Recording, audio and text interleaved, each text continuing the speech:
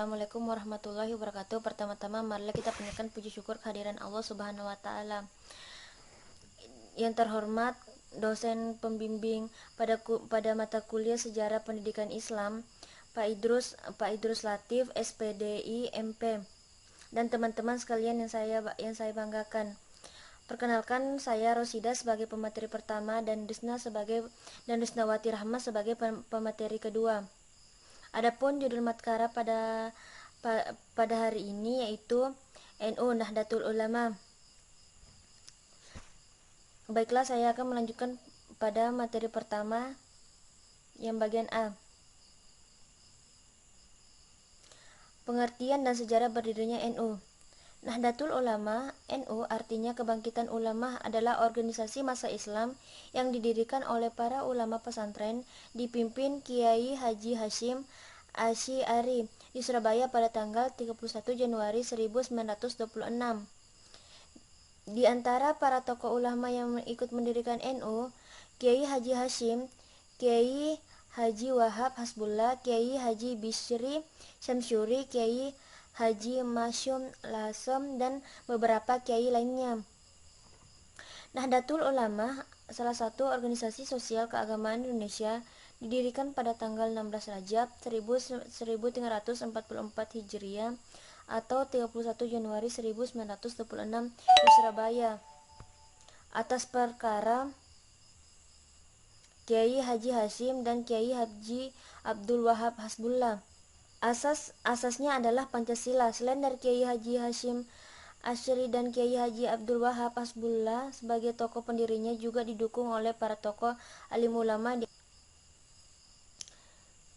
Mengenai sebab-sebab lahirnya organisasi Nahdlatul Ulama, ada beberapa pendapat. Menurut Muhammad Taha Ma'ruf bahwa kelahiran Nahdlatul Ulama dilatar belakangi oleh persoalan keagamaan, di mana Nahdlatul Ulama NU lahir pada saat umat Islam berada di dalam suasana perdebatan akibat munculnya beberapa aliran baru yang mengusung isu modernisme. Pendapat lain mengatakan bahwa NU didirikan untuk mewakili kepentingan kiai vis-a-vis pemerintah dan juga kaum pembaharu, dan untuk menghambat perkembangan organisasi hadir terlebih dahulu. Motivasi utama berdirinya NU adalah mengorganisasikan potensi dan peranan ulama pesantren yang sudah ada untuk ditingkatkan dan dikembangkan secara luas, yang bagi NU digunakan sebagai wadah untuk persatukan dan menyatukan langkah para ulama pesantren di dalam tugas pengabdian yang tidak terbatas pada masalah pesantrenan ke kegiatan ritual Islam saja, tetapi lebih ditingkatkan lagi agar para ulama lebih peka terhadap masalah-masalah sosial, ekonomi, masalah kemasyarakatan pada umumnya. Yang bagian B, biografi Kiai Haji Hasyim Asy'ari. Kiai Haji Muhammad Hasyim Asy'ari bagian belakangnya juga sering dieja Asy'ari atau Asy'ari, lahir 10 April 1875 dalam kurung 24 Zulkaidah 1287 Hijriah dan wafat pada 25 Juli 1947. Dimakamkan di Tebu Ireng, Jombang. Adalah pendiri Nahdlatul Ulama, organisasi massa Islam terbesar di Indonesia. Kiai Hasyim Asy'ari adalah putra ketiga dari 11 bersaudara. Ayahnya bernama Kiai Asy'ari, pemimpin pesantren keras yang berada di sebelah selatan Jombang. Ibunya bernama Halimah. Dari garis ibu, Hasyim merupakan keturunan ke-8 dari Jaka Tingkir, Sultan Pajang. Hasyim adalah putra ketiga dari 11 bersaudara, namun keluarga Hasyim adalah keluarga kiai.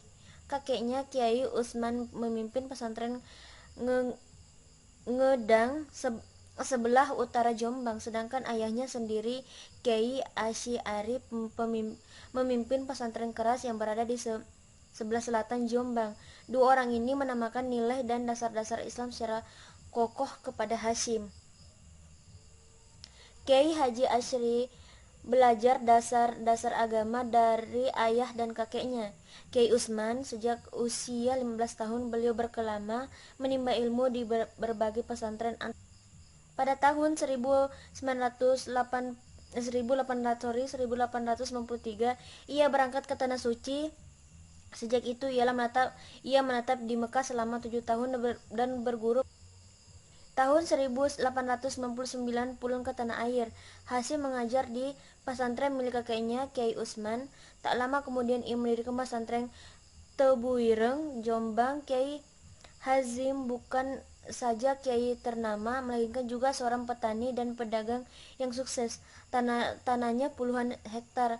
2 hari dalam seminggu biasanya Kiai Hasyim istirahat dan istirahat tidak mengajar. Saat itulah ia memeriksa sawah-sawahnya. Kadang juga pesantren Surabaya berdagang kuda besi dan menjual hasil pertaniannya. Dari bertani berdagang itulah Kiai Hasyim menghidupi keluarganya dan pesantrennya. Sekian dari pemaparannya yang dapat saya sampaikan. Selanjutnya akan dilanjutkan kepada pemateri kedua. Saya persilakan kepada Saudari Risna Wati Rahma. Baik, saya Risnawati Rahma. Saya akan melanjutkan pemaparan materi dari Saudari Rosida. Saya akan membahas peran NU dalam pembaruan pendidikan Islam. Sebelum ada usaha pembaruan, pendidikan Islam awal, terutama di pedalaman Jawa pada umumnya diselenggarakan dengan cara sederhana. Pesantren yang dari segi sistem dan kelembagaannya dianggap tidak lagi dapat diandalkan dan memenuhi kebutuhan perubahan zaman. Kemudian, secara bertahap dan tetap menjaga kontinuitas tradisi, NU melalui bagian ma'rifahnya memulai usaha pembaruan pendidikan pesantren sejak awal 1930-an dengan melakukan serangkaian koreksi dan inovasi agar pendidikan Islam pesantren dapat memainkan fungsi sosialnya secara maksimal. Adapun peran pembaruan NU dalam pendidikan Islam yaitu 1. Reorientasi tujuan pendidikan di lingkungan pesantren. Hal ini merupakan salah satu sumbangsi terpenting pembaruan pendidikan NU, di mana pada awalnya pesantren terlalu berorientasi mengejar kehidupan moral spiritual melalui pengajaran ilmu-ilmu agama demi kebahagiaan kehidupan akhirat.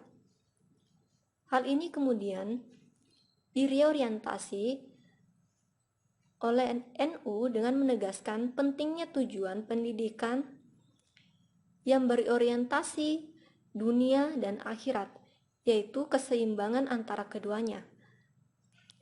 Secara bersamaan dengan memasukkan pengajaran ilmu-ilmu pengetahuan umum dan keterampilan, di samping tetap mempertahankan ilmu-ilmu agama dalam kurikulum madrasah.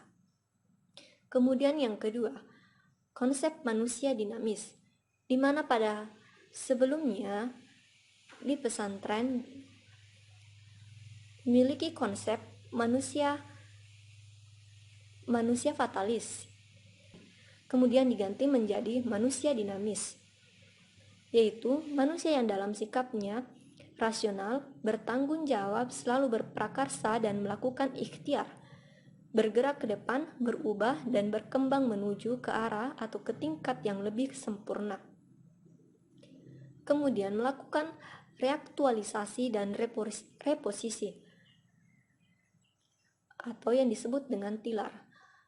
Reaktualisasi adalah upaya menghidupkan dan menggerakkan kembali nilai-nilai positif yang sejak dulu dimiliki lembaga pendidikan Islam dan cocok dengan kondisi modern, sambil membenahi kelemahan-kelemahan yang ada di dalamnya, serta mengikutsertakan partisipasi masyarakat secara optimal dalam penyelenggaraannya.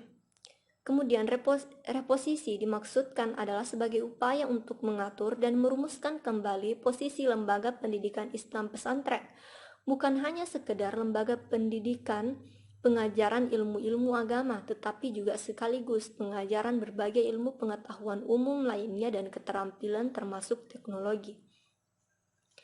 serta lembaga pendidikan pribumi yang tetap mementingkan tegaknya nilai-nilai demokrasi, toleransi, pluralisme, moral budi pekerti, memperkuat iman dan takwa, dan memupuk kerjasama dan gotong royong antar sesama komponen bangsa dalam suasana kompetisi menghadapi tuntutan kehidupan modern. Kemudian selanjutnya, meningkatkan kualitas pendidikan, yaitu sistem dan kelembagaan pesantren. NU mengadakan perombakan paradigma penyelenggaraan pendidikan yang lebih berorientasi pada mutu tanpa harus meninggalkan kuantitasnya. NU mengusahakan sistem dan kelembagaan pendidikan pesantren yang lebih teratur dan lengkap, tidak saja dalam bentuk madrasah tetapi juga sekolah seperti yang diselenggarakan pemerintah yang disusun secara berjenjang. Dalam artian, pesantren kemudian dibuat secara lebih berjenjang dan lebih formal. Selanjutnya, metode pembelajaran yang terorganisir dan memperhatikan perkembangan psikologi siswa. NU mengupayakan koreksi metode yang selama ini digunakan di pesantren dengan memperhatikan metode pembelajaran baru yang lebih terorganisir, yaitu memperhatikan segi-segi perkembangan jasmani dan rohani siswa serta relevansinya dengan kebutuhan kehidupan konkret di masyarakat yang segala sesuatunya bisa dikontrol. Di mana pada sebelumnya pendidikan dalam lingkungan pesantren melakukan metode pembelajaran yang pada dasarnya tidak ada perbedaan, yaitu bersifat perorangan dan sukarela dan berpusat pada guru atau kiai. Tidak ada ikatan formalitas, membuat pembelajaran mereka sangat longgar sehingga murid bisa ikut dan bisa tidak. Pelajaran kapan saja. Tidak dikenalnya sistem evaluasi sehingga menjadikan waktu belajar berlangsung tanpa batas. Biasanya juga batas waktu belajar murid ditentukan kapan sebuah kitab terselesaikan. Biasa dalam hitungan bulan ataupun juga bertahun-tahun. Hal ini sangat bergantung terhadap bakat dan kesungguhan murid. Sehingga menurut Steinberg, sistem belajar seperti ini hanya cocok bagi murid yang cerdas, rajin, dan mampu serta bersedia mengorbankan waktu yang banyak untuk belajar. Hal ini tentu tidak sesuai dengan psikologi siswa. Pada dasarnya, Nahdlatul Ulama setuju dengan pandangan kaum reformis yang hendak melakukan pembaruan pendidikan Islam. Namun, pembaruan pendidikan NU cenderung kepada arah modernisasi dan perbaikan lembaga sistem pendidikan pesantren dan cara pendidik pesantren yang berusaha membawa warganya ke dalam cara pandang yang baru di lapangan pendidikan, bukan menghapus lembaga pendidikan pesantren dengan mengadopsi mentah sistem pendidikan luar. Corak pembaruan pendidikan NU yang seperti inilah yang secara tegas membedakan pembaruan yang diinginkan kaum reformis dengan NU. Singkatnya, NU tidak berusaha menghapus tradisi atau lembaga yang pendidikan Islam yang telah ada, yaitu pesantren, tetapi lebih ke arah memperbaiki unsur-unsur yang dianggap lemah dan kadaluarsa pada pesantren, kemudian melengkapinya dengan unsur-unsur yang baru yang lebih baik. Itu saja yang dapat saya sampaikan. Kami memohon maaf bila ada kekurangan dan kesalahan dalam pemaparan materi kami. Sekian, assalamualaikum warahmatullahi wabarakatuh.